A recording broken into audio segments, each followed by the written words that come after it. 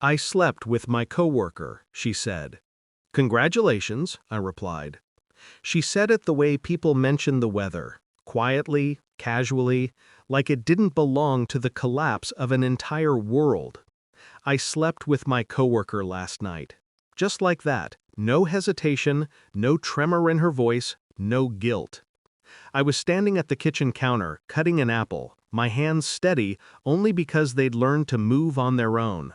My mind went blank, empty, silent, like someone had pulled the plug from inside my skull. I didn't look at her at first. I focused on the knife instead, the thin reflection of my face on the blade, pale, expressionless. When I finally looked up, she wasn't crying, she wasn't shaking, she wasn't even avoiding my eyes. She was waiting, waiting for my reaction, waiting to see if she had destroyed me, waiting to measure the size of her victory or the depth of my collapse. That was when I realized something unsettling. She wanted to see me break. So I didn't. I set the knife down, cleaned my hands with a kitchen towel, and nodded once. Congratulations, I said. Just that. One cold, sharp word that sliced deeper than anything in my hand. Her expression flickered, just a moment. Confusion, maybe fear, maybe the sudden realization that I wasn't playing the role she expected. She blinked. A heartbeat passed, then another. And I watched, quiet, calm, detached, as the first crack formed in the story she thought she controlled. Because her confession wasn't the beginning, it was the end. And she didn't know it yet. The truth is, I had known something was wrong for weeks. It started with the small things, the way she stopped kissing me goodbye, the way her phone lived face down, the sudden shift in her scent, her guilty silences disguised as exhaustion. But it wasn't until 2 weeks before her confession that I saw her differently. She had come home late, too late, and she stepped inside as if walking into a stranger's home. Her hair was messy, her lipstick half faded, her blouse unbuttoned one button more than when she left. And then she hugged me. Too tightly. Too suddenly. People hug like that when they've already betrayed you and are hoping the memory of their arms will blind you. That night I couldn't sleep. I lay next to her, watching her breathing, wondering how she could sleep so peacefully while my chest felt like it was being crushed under invisible hands. The next morning, I checked her phone while she showered, not because I was desperate for proof, because I wasn't stupid. The messages weren't explicit. They were worse. Did you make it home safe? I miss the way you laugh. Lunch tomorrow? Same time? The type of messages people send when they're building a future together in the shadows. But the one that destroyed the last thread of denial inside me was simple. I wish I had stayed. She never said that to me anymore. I closed the phone gently, wiped my fingerprints from it, and realized something important.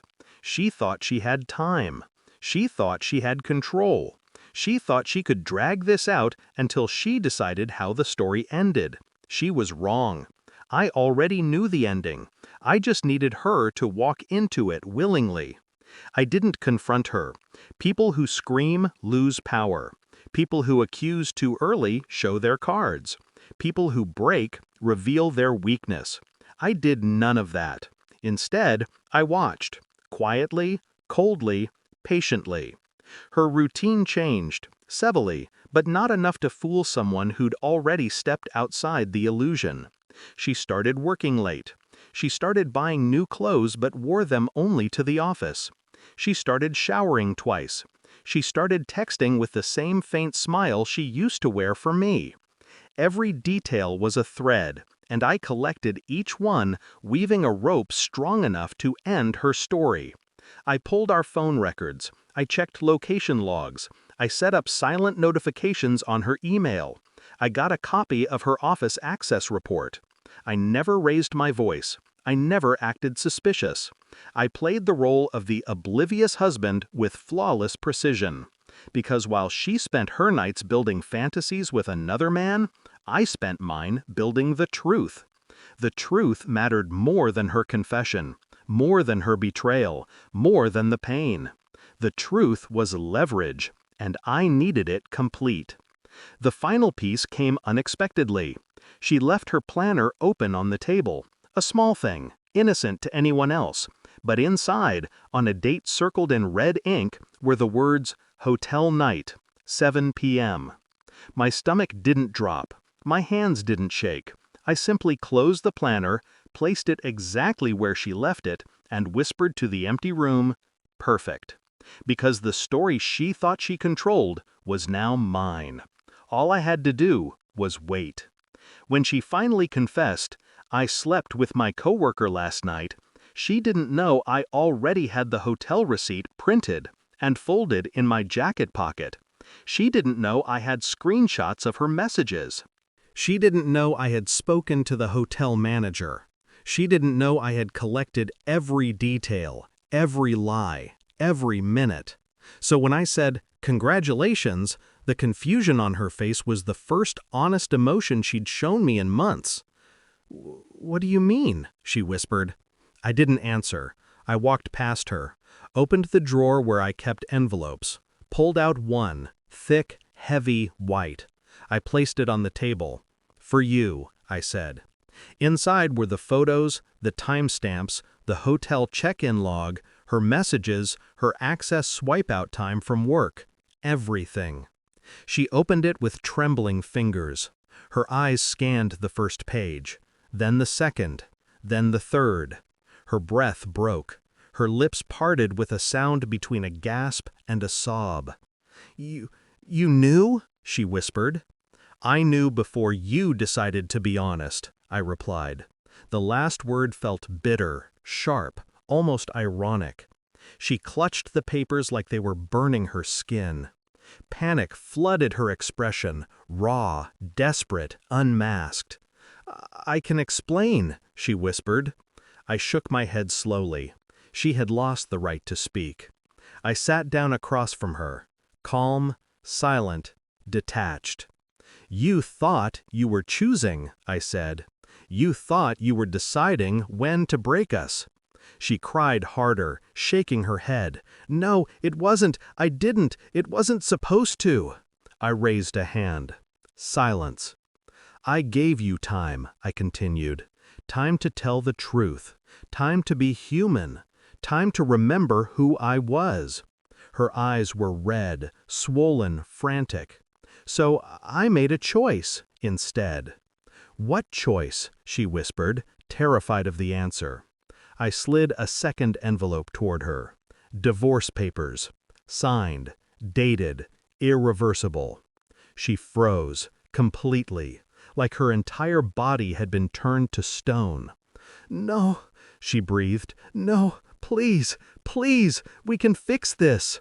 "We?" I repeated, almost amused. "There hasn't been a we for months. You ended that the night you walked into that hotel."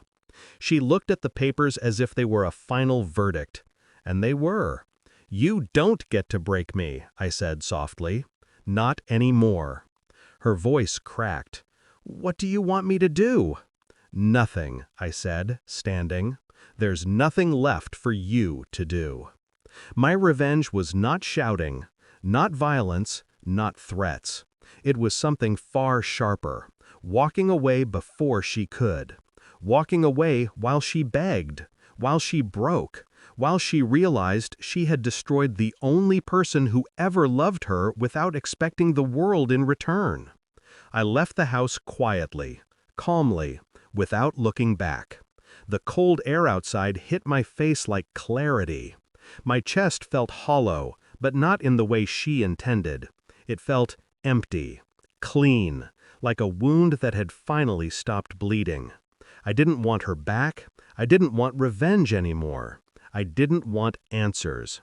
Sometimes the most brutal revenge is letting someone live with what they shattered. She had to wake up tomorrow, alone, knowing she traded a lifetime for a night.